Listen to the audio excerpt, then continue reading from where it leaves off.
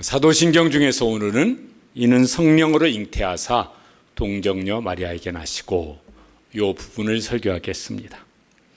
앞의 내용을 이렇게 좀 기억나는 대로 마음에 이렇게 담아서 여기까지를 다시 한번 이제 사도신경 요 부분까지를 한번 우리가 암송해 보시겠습니다. 전능하사 천지를 창조하신 하나님 아버지를 내가 믿사오며 그 외아들 우리 주 예수 그리스도를 믿사오니 이는 성령으로 잉태하사 동정녀 마리아에게 나시고. 사도신경 신앙 고백하실 때마다 이게 쭉 그냥 이렇게 지나가기 쉬운데 의미를 좀 잘 순간이지만은 의미를 마음에 담아서 신앙 고백을 하시면은 그럼 그게 이제 큰 의미가 되어지고 또 은혜가 이제 되어질 것입니다. 오늘 내용은 예수님 탄생에 대한 고백입니다. 예수님은 그 외아들 독생자이십니다. 무슨 뜻이죠? 하나님이세요. 그런데 하나님이 사람이 되십니다. 요한복음 1장 14절에는 그걸 이렇게 표현합니다. 말씀이 육신이 되어. 저 말씀은 어떤 성경 말씀 이런 게 아니라 예수님을 표현한 다른 표현인데 말씀이 육신이 되어 우리 가운데 거하심에 사람이 육신이 되셨다는 건 사람이 되셨다는 거예요. 성육신이라고 그래요. 말씀이 육신이 된 것 성육신이라고 그래요. 왜 하나님이 사람이 되시나? 그 이유가 이제 요한복음 3장 16절에 그 가장 이제 명확한 이유가 한 가지 나오는데 하나님이 세상을 이처럼 사랑하사 독생자를 주셨으니 독생자 예수님이 사람으로 세상에 오신 이유가 하나 있는데 그게 뭐라고요? 하나님이 세상을 사랑하셔서 하나님께서 세상 사람을 사랑하셔서 그게 뭐 그렇게 사랑스러운 사람이 아니라 하나님 앞에 죄인인 사람을 사랑하셔서 그래서 이제 독생자 성자 하나님이 사람이 되셔서 세상에 오셨다는 것입니다. 이렇게 반려동물을 키우는 분들이 많이 계세요. 어떤 분이 이렇게 안고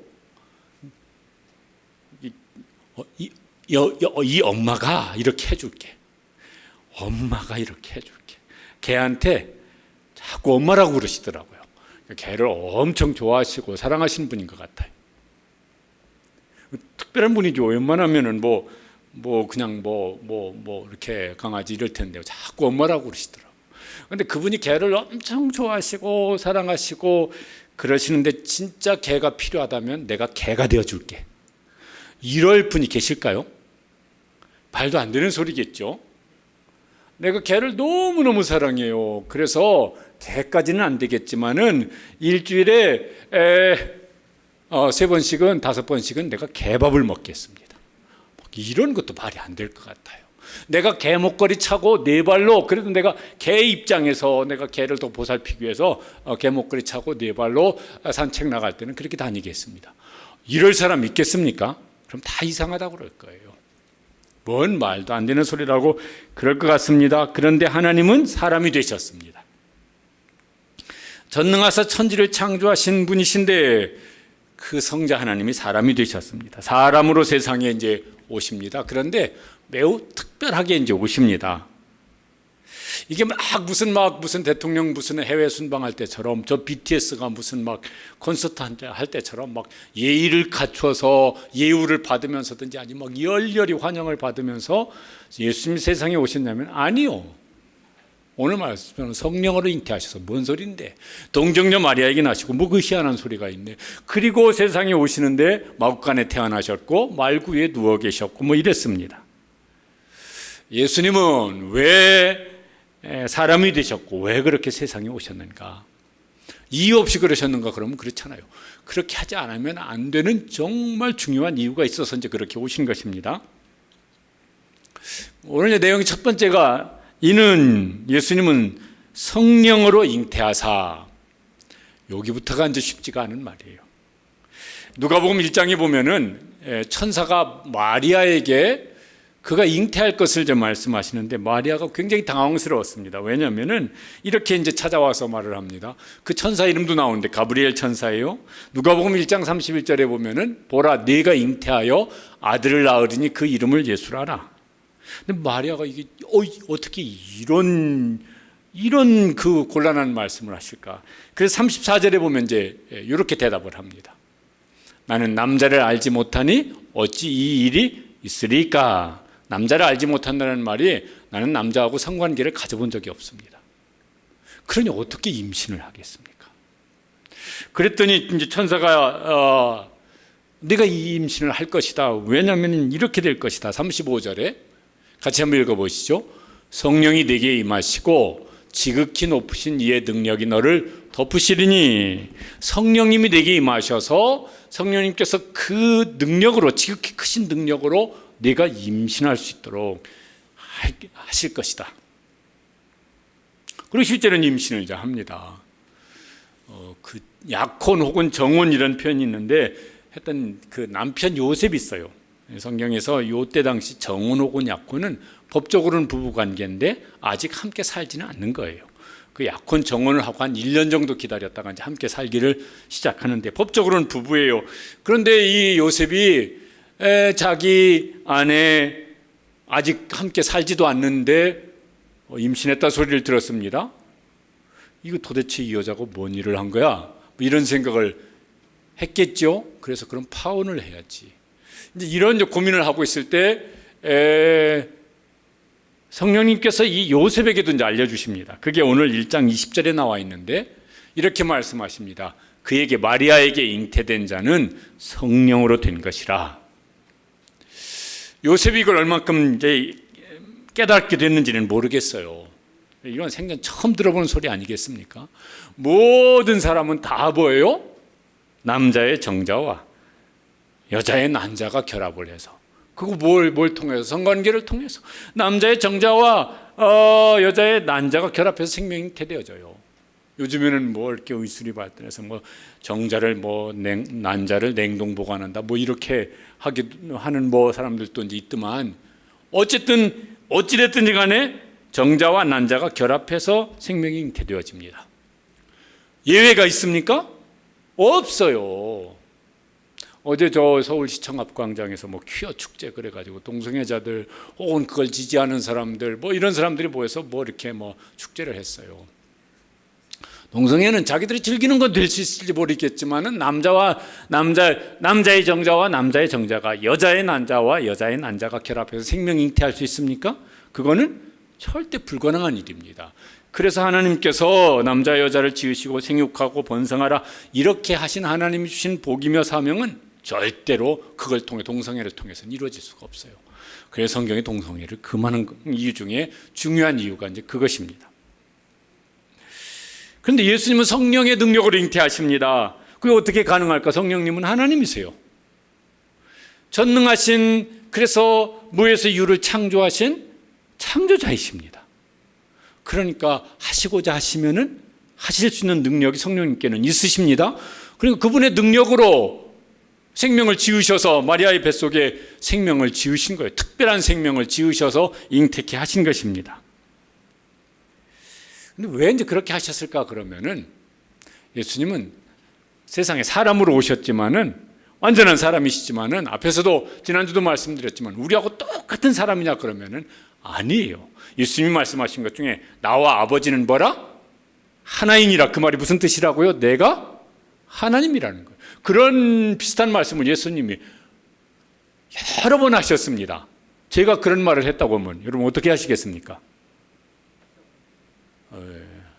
빨리 119 부르셔야 돼요.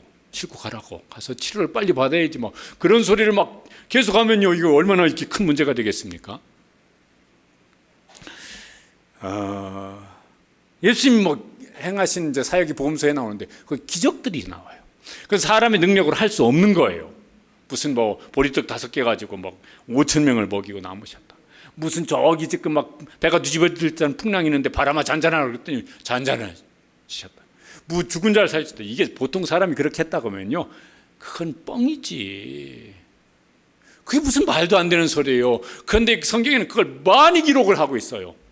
예수님은 사람으로 오셨지만은 누구시다? 그분은 여전히 영원토록 하나님이시다. 그러니까 전능하신 하나님이라서, 천지를 창조하시는 하나님이시라서 하시고자 하시면은 그 하시고자 하는 것을 하실 수 있는 능력이 있으신 분이신 거예요.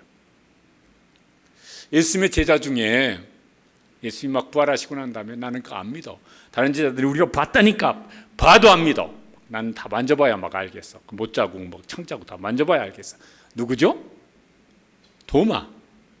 의심하는 도마. 그래서 예수님이 나타나셔서 다 만져봐라. 그런 다음에 그 도마가 이제 고백을 합니다. 요한복음 20장에 보면은 그런 다음에 그때 비로소 도마는 믿음이 생겼던 것 같아요. 도마의 고백인데 우리의 고백이 그 이상 되기를 간절히 사모합니다. 읽어보시죠. 나의 주님이시오 나의 하나님이시니이다. 아, 이분은 나의 하나님이시구나. 이분은 나의 주님이시구나.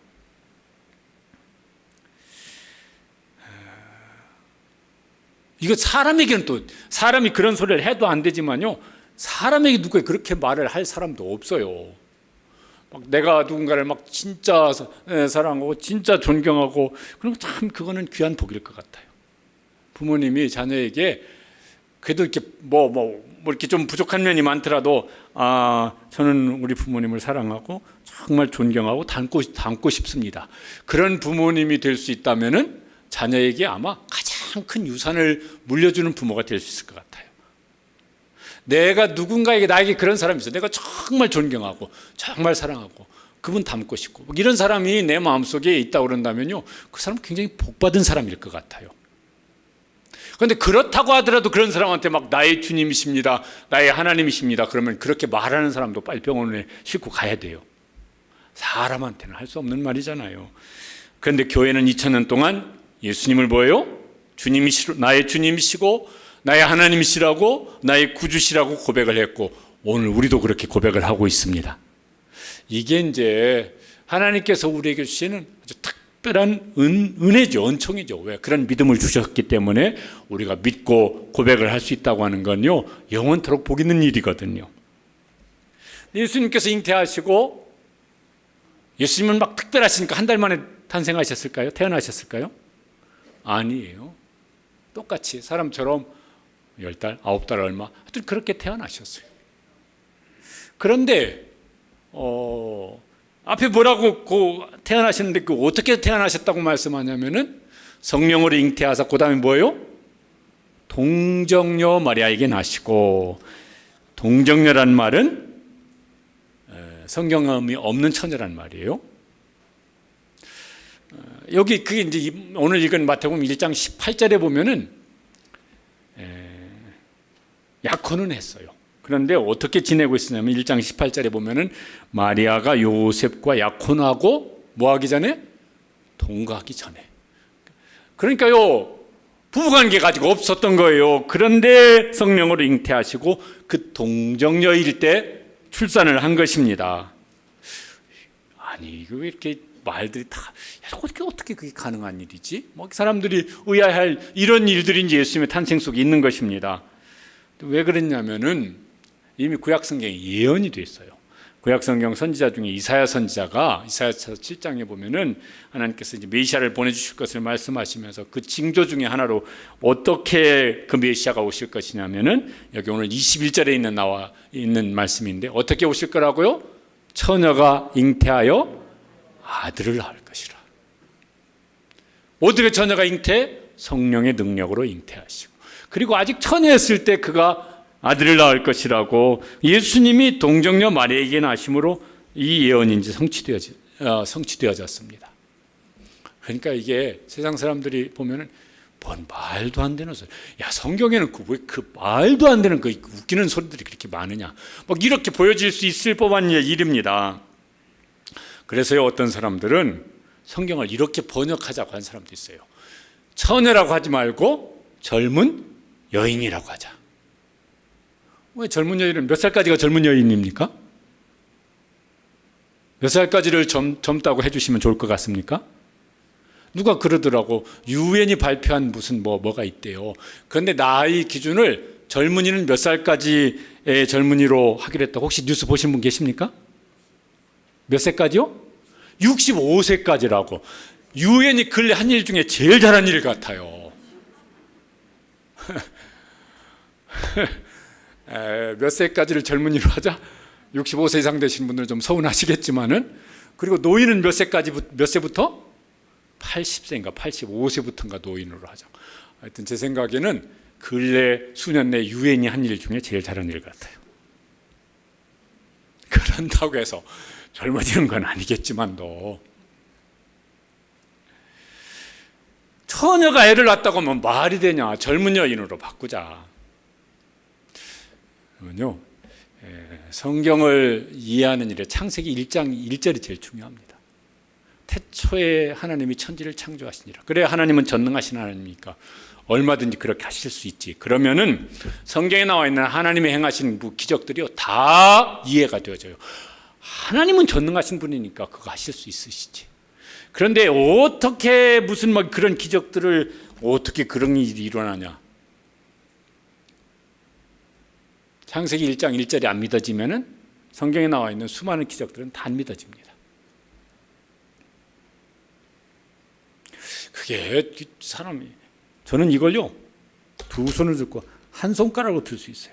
개미한테 이걸 들라고 그러면은 그건 말도 안 되는 일이야. 어떻게 이런 쇳덩어리를 개미가 10,000마리 덤벼들어도 안 되고, 이런 건 완전 불가능한 일이야. 근데 저는 들고 100번 이거 들었다 올렸다 해도 할 수 있어요. 그러니까 사람의 능력으로, 사람의 생각으로 하나님이 하신 일을 된다 안 된다 이렇게 말하면 그게 얼마나 우스운 말이겠어요. 사람끼리도요, 네 수준에서 나를 판단하지 마, 뭐 기분 나쁘면 이런 말을 하기도 해요. 같은 사람끼리도 그런데 하나님은 믿어야 이해가 되시는 분이십니다. 성경 말씀은 믿어야 이해가 되는 건데, 그 믿음은 믿어지는 은혜를 주셔야 돼요. 하나님께서 우리에게 믿어지는 은혜를 주시면은 그때 비로소 믿어져요. 그러면 성경이 이해가 되기 시작해요. 아, 그렇지, 당연한 말씀이지. 이게 이제 되어집니다. 그런 점에서는 우리에게 믿음의 은혜를 주시고 또 그 믿음의 은혜를 더하여 주시기를 주님의 이름으로 축복합니다. 예수님은 사람으로 태어나셨고 사람이 잘하는 것처럼 잘하세요. 누가복음 2장 52절에 보면 예수님은 태어나셨을 때부터 막 무슨 막 신비한 막 한 살 먹었는데 막 갑자기 몸무게 키가 180되고 이런 거 아니에요. 2장 50절 읽어보시죠. 예수는 지혜와 키가 어떻게 해요? 자라가며. 성장 과정을 통해서 예수님도 자라가셨어요. 그리고 예수님도 배고프셨다고 하는 것도 나오고, 피곤해서 막 무슨 세상 모르고 잠을 잤다고도 나오고, 또 무슨 어떤 때는 막 기뻐하시기도 하고, 어떤 때는 열불이 나면 확 뒤집어 버리기도 하시고, 인간이 가지고 있는 희로애락 감정들을 고스란히 다 표출하시는 모습들이 성경에 나옵니다. 그리고 마침내는 결정적으로 예수님이 죽으세요. 하나님은 영원토록 살아계신 분이세요. 근데 사람의 몸을 입고 오셨기 때문에 뭐 하기도 하세요? 죽기도 하세요. 예수님은 무슨 막 이렇게 신화들이 있어요. 우리나라 무슨 건국 신화 그러면 뭐죠? 곰이 뭘 먹고 사람이 되는 이런 게 있어요. 무슨 신라 건국 신화 그러면 박격허세죠? 알에서 태어나요. 주몽 신화에도 알에서 태어나요. 무슨 알인지는 모르겠어요. 타조 알인지 메추리 알인지는 모르겠는데. 신화죠. 예수님은 신화적인 존재가 아니라 마리아의 뱃속에 10달 동안 잉태되어져서 태어나시고 자라시고, 그리고 사람처럼 사람이 느끼는 모든 것을 느끼시고 마침내는 이제 죽으십니다. 왜 초대 교회가, 우리 같으면 지금 굳이 그런 걸 이렇게 무슨 설명 안 해도 될 것 같은데, 왜 초대 교회가 이런 내용을 사도신경에다가 이제 이렇게 넣어서 신앙 고백을 하게 했느냐면은, 초대 교회 당시에는 예수님의 인성, 예수님이 사람이시라는 것을 부정하는 이단들이 있었습니다. 그때 이렇게 철학사상 중에 영지주의 이런 것이 있었다고 그래요. 이제 여기 이제 주장 중에 중요한 것이 뭐냐면은, 육체적인 것, 물질적인 것은 악한 것이고 정신적이고 영적인 것은 선한 것이다. 그런데 예수님은 선하신 하나님이신데 어떻게 악한 물질, 육체를 입고 세상에 오실 수가 있느냐? 그러니까 실제로 육체가 되신 것은 아니고, 실제로 사람이 되신 것은 아니고, 그런 무슨 가현설 이런 건데 그런 모습으로 보여졌을 뿐이다. 그러니까 사람들이 듣기에 그게 더 말이 그럴듯하네. 이제 이런 교회 안에도 이런 생각이 들어와 가지고 그게 이제 그 당시에 이단이었어요. 그래서 사도 요한이 그 당시 그 이단에 흔들리고 있는 교회를 향하여서 요한일서 4장에 보면은 이렇게 이제 아주 강력 권고를 합니다. 같이 읽어보시겠습니다. 예수 그리스도께서 육체로 오신 것을 시인하는 영마다 하나님께 속한 것이요, 예수를 시인하지 않는, 저기서 예수를 시인하지 않는다는 것은 예수님이 육체로 오신 것을 시인하지 않는다는 말이에요. 아니하는 영마다 하나님께 속한 것이 아니니 이는 곧 뭐라? 적그리스도라. 예수님이 육체로 오신 것을 부인하는 그런 사람들은, 그런 무슨 주장하는 사람들은, 그런 사상들은 적그리스도라. 왜 그렇게 말씀할까? 예수님이 사람이심을 부정하면 무슨 문제가 생길까? 예수님을 더 높이는 것처럼 보이든지, 혹은 그건 앞뒤가 맞는 말이네, 이해가 될 수는 있을지언정 성경이 말씀하고 있는 예수님은 부정하는 것이 되어져요. 그러니까 그게 사람에게 좀 더 설득력 있는 말은 될 수 있을지 모르지만은 성경을 부정하는 것이 되어져요. 그래서 적그리스도라고 말씀하는 거예요. 여러분, 내가 이해되는 정도만 나는 믿을 거야, 그건 신앙이 아니에요. 뭐가 신앙이에요? 성경대로 믿는 것이 신앙입니다. 기독교 역사에서 예수님의 신성을 부인하거나 예수님의 인성을 부인하면 둘 다 이단으로 정죄되어졌어요. 그런 사람들은 어쩌면 신성을 부인하면서 지금도 이단 교주들은 그 예수님의 그 신의 자리에 누가 올라갑니까? 자기가 기어 올라가요. 요즘에는 예수님의 인성을 부인하는 이런 건 굳이 그렇게 말하는 사람들은 드문 것 같아요. 우리는 이해가 돼서 믿는 것이 아니라 하나님께서 우리에게 믿음을 주셔서 성경대로 믿고 성경대로 신앙 고백을 하고 믿기 때문에 그게 이해가 되어지고 은혜가 되어지는 이런 일들이 오늘도 우리 가운데 하나님께서 은혜를 주셔서, 성령님께서 깨달아지는 은혜를 주셔서 그런 믿음의 고백으로 살 수 있게 되시기를 축복합니다. 근데 이제 왜 그러신 거예요? 왜 예수님은 하나님이시면서 사람으로 세상에 오셨는가? 예수님은 왜 신성과 인성을 동시에 가지시고 세상에 오셨는가? 이해하기도 어렵게. 모든 사람은요, 부부관계로 태어나요. 앞에서 말씀드렸지만 남자의 정자와 여자의 난자가 결합해서 생명이 잉태되어져요. 부부관계로 그렇게 태어납니다. 그리고 부부관계로 태어난 모든 사람은 성경에 아담의 후손이라고 말을 합니다. 로마서 5장에 보면은 하나님께서 아담을 모든 사람의 머리라고 말씀을 하세요. 다른 말로 대표자라고 말을 하세요. 그래서 아담이 한 행위가 모든 사람에게 그 효력이 나타난다고 말씀하세요. 그게 하나님께서 정하신 원리예요. 그래서 로마서 5장 12절에 보면은 이렇게 되어 있습니다. 같이 읽어보시겠습니다. 한 사람으로 말미암아, 저기서 한 사람은 아담입니다. 한 사람으로 말미암아 죄가 세상에 들어오고 죄로 말미암아 사망이 들어왔나니 이와 같이 모든 사람이 죄를 지었으므로 사망이 모든 사람에게 이르렀느니라. 그 한 사람의 범죄 때문에 죄가 모든 사람 속에 들어오게 되었어요. 그리고 그 죄로 말미암은 사망 때문에 모든 사람이 사망에 이르게 되었다고. 나는 아담 같은 죄를 안 지었어요. 그렇게 부정해도 소용이 없어. 그 사람도 죽어요. 이게 하나님께서 정하신 원리입니다. 하나님의 법인 것이에요. 만일에 예수님이 부부관계를 통해서, 요셉과 마리아의 부부관계를 통해서 태어나셨다면 예수님도 누구의 후손이 되겠습니까? 아담의 후손이 되어져요. 그러면 예수님도 죄인으로 세상에 오신 것이고 그 죄값으로 예수님도 죽으신 거예요. 그럼 무슨 문제가 생깁니까? 예수님은 우리의 죄를 대신하여서 우리 죄를 짊어지시고 대신 죽으시는 우리의 구원자, 그게 되실 수가 없으세요. 예수님은 인류 구원의 대속자가 되실 수가 없으세요. 그러니까 하나님께서는 어떻게 예수님을 세상에 보내셨습니까? 성령으로 잉태하시고 동정녀의 몸으로 태어나게 하신 것입니다. 사람이 되시되 아담의 후손이 아니라 하나님의 특별한 방법으로 세상에 태어나게 하신 것입니다. 왜요? 죄인으로 세상에 오시지 않도록 하기 위해서. 그래야 우리의 구원자가 되실 수 있으니까. 여러분, 그 마태복음 1장 예수님의 족보가 나옵니다.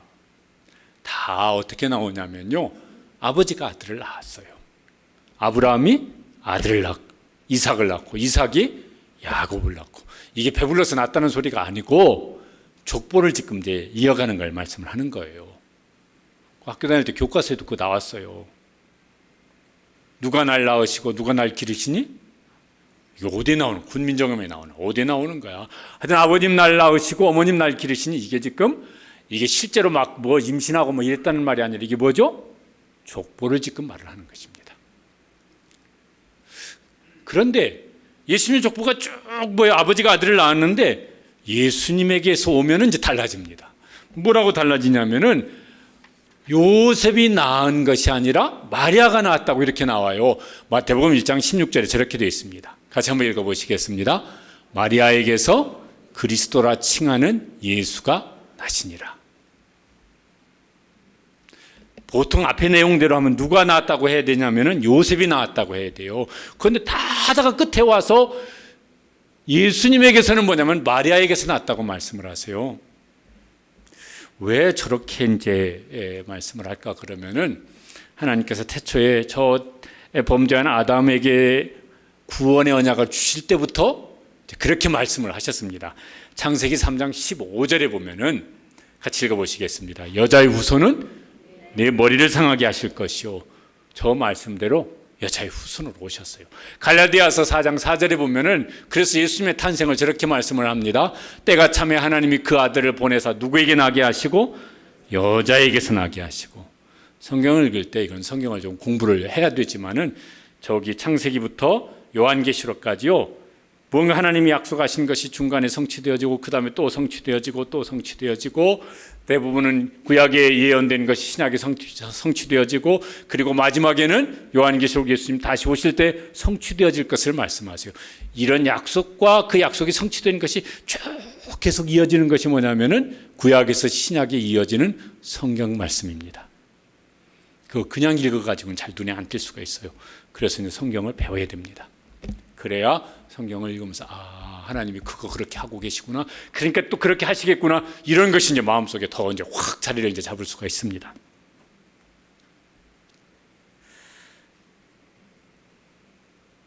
예수님이 우리의 죄를 대속해서 죽으시는 대속의 죽으심을 죽으시려면요, 사람이 되셔야 돼요. 하나님은 죽으실 수가 없는 분이세요. 하나님은 영원토록 어떻게 계십니까? 하나님은 영원토록 살아계신 분이세요. 그러니까 하나님으로 계속 존재하시면서는 우리를 대속하는 일을 하실 수가 없으세요. 그래서 어떻게 하시냐면은 하나님이 뭐가 되십니까? 사람이 되신 거예요. 그래서 사람의 죄를 대신 짊어지시고 사람이 그 죄로 말미암아서 받아야 될 형벌을 대신 받으셔서 어떻게 하신 것입니까? 죽으신 거예요. 그거 하시려고 성령으로 잉태하시고 사람으로 세상에 오셔서 예수님이 십자가에 죽으신 것입니다. 이게 이제 하나님의 지혜죠. 우리를 구원하시려고 하시는 하나님의 사랑에서 나오는 하나님의 지혜인 것이. 미움에서 나오는 지혜는 파괴적인 지혜가 나옵니다. 사랑에서 나오는 지혜는 살리는 지혜가 나와요.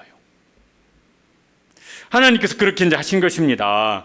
예수님이 그렇게 하셨는데 그게 우리에게 도대체 무슨 효력이 발생한다는 말인가? 로마서에 보면 아담과 예수님을 이렇게 대조해서 이제 말씀을 하시는데, 로마서 5장 17절에, 로마서 5장이 이제 성경 공부할 때 굉장히 중요한 부분인데 5장 17절에 저렇게 말씀합니다. 같이 한번 읽어보시겠습니다. 한 사람의 범죄로 말미암아 사망이 그 한 사람을 통하여 왕노릇하였습니다. 저 한 사람은 누구죠? 아담이에요. 그 다음에 더욱 은혜와 의의 선물을 넘치게 받은 자들은 한 분 예수 그리스도를 통하여 왕노릇하리로다. 아담이 대표자예요. 그래서 아담의 범죄와 그의 죄에 대한 심판 사망이 우리 속에 왕노릇하게 되었어요. 그런데 한 분 또 다른 대표자, 또 다른 머리신 분을 하나님께서 보내주셨습니다. 그분이 누구시라고요? 예수님이세요. 예수 그리스도세요. 그 예수님이 대표자가 되어서 우리의 죄를 짊어지시고 죽으셨어요. 대신 죽으셨어요. 그걸 대속이라고 그래요. 그리고 예수님이 죽음을 이기시고 부활하셨습니다. 그래서 예수님을 믿는 사람, 예수님 안에 있는 사람들은 죄에 대해서 이미 죽은 사람이에요. 왜? 대표자인 예수님이 죄값을 지불하셔서 죽으셨으니까. 그리고 예수님이 죽음을 이기시고 부활하셨으니까 예수님 안에 있는 사람에게는 뭐예요? 예수님에 있는 부활 생명이 우리 속에도 있게 되어지는 것이에요. 그게 아담과 예수님을 하나님께 대표자로 세우셔서 그 대표자를 통해서 하나님께서 우리에게 주시는 은혜인 것이에요. 그래서 예수님을 믿는 사람에게는 예수님의 죽으심의 효력이 우리 속에 있는 것이고 예수님의 부활의 효력이 예수님을 믿는 사람 속에 있는 것입니다. 이건요, 어느 정도는 사람들끼리도 이런 게 있긴 있어요. 이를테면은요, 무슨 무슨 원수들끼리 무슨 회의를 해서 무언가를 어떤 결론을 내려서 무슨 거기에 이렇게 사인을 하고 무슨 외교 각서를 서로 주고받고 그러면은 그 효력이 두 사람에게만 있는 것입니까? 아니에요. 그 효력이 누구에게 있습니까? 양쪽 국가에게 그 효력이 발생합니다. 왜냐하면 그 사람들이 개인 신분으로 여기다 지금 서명하고 뭐 하자 말자 하고 서명하는 것이 아니라 그 나라의 대표자, 지도자, 대표자의 신분으로 뭘 하자 말자 이렇게 해가지고 거기다가 사인하고 도장 찍었기 때문에 그 효력이 양 국가 국민에게 발생하는 것입니다. 아담은 인류의 모든 아담의 후손의 머리라면 예수님을 믿는 사람의 머리예요. 그래서 교회를 설명할 때도 교회의 머리가 누구시라? 예수님이시라. 그래서 우리에게는 우리가 죄 회개를 해야 돼요. 그런데 그 죄에 대한 심판으로부터 자유로운 사람이 되었어요. 왜? 예수님이 대신 심판을 받으셨기 때문에. 죽음이 오면은 아멘 할렐루야 이렇게 받아들일 수 있는 믿음의 사람들 되시기를 바랍니다. 인간적으로는요, 이렇게 이별하는 슬픔도 있고 또 내가 이렇게 뭔가 좀 더 잘 신앙생활하고 잘 해서 하나님 앞에 설 때 이게 좀 더 부끄러움이 없이 좀 이렇게 소망 중에 서면 좋겠는데 그렇지 못한 아쉬움이 있고 또 내 손이 자녀들은 가족이든 누구에게든 이렇게 조금 더 돌봐야 될 일이 있고 이런 거 저런 거 생각을 하면은 마음이 좀 무거울 수도 있고 슬플 수도 있고 이러겠지만은 이 육신의 장막을 벗어버리면은 그 다음에 하나님의 자녀의 모든 영광을 온전하게 누리는 날이 그날로부터 시작될 줄로 믿습니다. 죽음이 이제 오면은 아멘 할렐루야 이렇게 받아들일 수 있는 믿음의 성도들 되시기를 간절히 원합니다. 근데 이런 생각을 한번 해보시면 좋을 것 같아요. 예수님이 죽으시더라도 그냥 이렇게 십자가에 죽으시지 말고 고통 별로 안 당하시고 그냥 이렇게 우아하게 평안하게 세상을 사시다가 그냥 이렇게 고통을 그냥 이렇게 전혀 안 느끼시고 그냥 주무시다가 돌아가시듯이 이렇게 죽으셔도 대속의 죽으실 수는 있을 텐데 왜 태어나기를 가난한 집에 태어나서 누워있던 마국간에 말구에 누워 계셨고 예수님은 소년 가장이었을 거라고 그래요. 그래서 가족을 부양하는 일을 어렸을 때부터 하시고 또 무슨 메시아 사역을 시작한 다음에도 제자들도 이렇게 시원찮은 제자들 또 얼마나 어떤 때는 무시를 당하는데 그렇게 무시를 당하고 욕을 먹을 때는 그렇게 욕을 먹고 또 싸대기 터지고 얼굴에 침 받으면 고스란히 당하고 무슨 두드려 패면은 그냥 등짝이 다 벗겨지도록 두드려 맞고 왜 그런 고난을 당하셨을까? 그거 안 당하시려고 마음먹으면 하나도 안 당하셔도 될 텐데 왜 그렇게 고난당하시다가 마침내는 가장 비참하게 십자가에서 매달려 죽으셨는가? 우리나라는 사형 집행 안 하지만 미국 사형 이런 데는 사형을 집행하더라고요. 그런데 거기 비록 사형수라도 이 사람의 인권을 막 생각을 해서 가장 덜 고통스럽게 사형을 집행하기 위해서 무슨 여러 가지 방법을 통해서 그래도 덜 고통스럽게 더 빨리 죽음에 이르도록 하기 위한 이런 사형 방법들을 채택을 하더라고요. 그런데 예수님은 가장 고통스러운, 그 당시라고 다 십자가에 매달려 죽은 건 아니거든요. 사형수라고. 근데 왜 예수님은 왜 그렇게 죽으셨을까? 왜 그런 길을 가셨을까? 그거 참 은혜인데 히브리서 4장 15절에 보면 이렇게 말씀합니다. 읽어보시겠습니다. 우리에게 있는 대제사장은 우리의 연약함을 동정하지 못하실 리가 아니요. 예수님은 우리의 연약함을 동정하신다는 거예요. 저게 무슨 소리라고요? 이해하고 공감하고 용납하고 이런 뜻이에요. 어떻게 그렇게 하실 수가 있으신가? 2장 18절에 보면 이런 말씀이 있어요. 같이 읽어보시죠. 그가 시험을 받아 고난을 당하셨은 즉 시험 받는 자들을 능히 도우실 수 있느니라. 예수님이 당해보셨어요. 우리가 당할 수 있는 것을 나는 예수님보다 더 어려워요, 이런 분 많지는 않으실 거예요. 별로 없으실 거예요. 근데 우리가 겪을 수 있는 최악의 상황들을 다 겪으셨어요. 겪어보시고 안다. 그래, 내가 겪어봐서 네가 겪는 그것이 얼마나 힘든지 안다. 내가 모두가 나를 등을 돌렸어. 심지어는 나의 하나님 어찌하여 나를 버리셨나이까, 거기까지 가셨어요. 내가 철저하게 아주 절대 고독의 자리에 있어봤어. 그래서 네가 외롭다는 걸 내가 알아. 내가 진짜 배고파봤어. 40일 금식 기도하셨잖아요. 배고픈 네 심정을 내가 알아. 내가 무시를 당하는데 심하면 요새는 개자 붙어요. 내가 진짜 개무시를 수없이 당해봤어. 네가 무시당하는 그 심정을 내가 알아. 내가 몸이 아파봤어. 네가 몸이 아픈 그걸 내가 알아. 나는 죽어봤어. 그러니까 네가 죽음 앞에 서 있는 네 심정을 내가 알아. 하여튼 그거 아세요. 아시는 것만도 감사한데 그래서 우리를 가장 적절하게 도와주시는 분이시라고. 그래서 은혜의 보좌 앞에 담대히 나오라고. 그 일을 위해서 예수님께서 그런 일들을 다 겪으셨다고. 너무너무 감사한 일이죠. 그래서 누가 나를 알아? 누가 내 마음을 알아? 내 입장 안 돼봤으니까 그렇게 어려워요. 근데 그때 예수님 앞으로 나오셔서 아무도 제 마음 모를 겁니다. 아무도 제가 지금 이렇게 마음이 아픈 걸 모를 겁니다. 제 고민을 모를 겁니다. 얘기해봤자 핀잔이나 듣지 그냥 얘기할 수도 없습니다.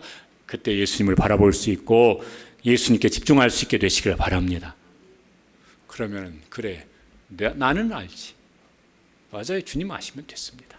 이렇게 이제 그렇게 우리를 동정하시고 도우시려고 그 고난을 겪으셨습니다. 여러분도 보셨겠지만 제가요 텔레비에서 아이 상담하는 전문가 오은영 박사, 또 개 훈련시키는 전문가, 와, 이분 참 대단한 개 박사님이세요. 이분들의 공통점과 차이점을 제가 나름대로 느꼈습니다. 공통점은요, 대단한 전문가시고 그래서 변화시켜요. 아이도 변화시키고 그렇게 사나운 개도 변화시켜요. 근데 차이점은, 제가 느낀 차이점은 이 아이 상담가이신 분은 아이의 입장에서 부모도 그걸 못 해주는데 아이 입장에서 아이를 이해하는 일을 굉장히 잘하셔서 그래서 내가 이제 그걸 스스로 느끼고 변화하도록 이렇게 하시는 것 같더라고요. 그런데 이 개 박사님은, 개 훈련시키는 분은 개 입장에서 개를 이해하고 훈련시키는 것 같습니까? 개 주인의 입장에서 개를 훈련시키는 것 같습니까?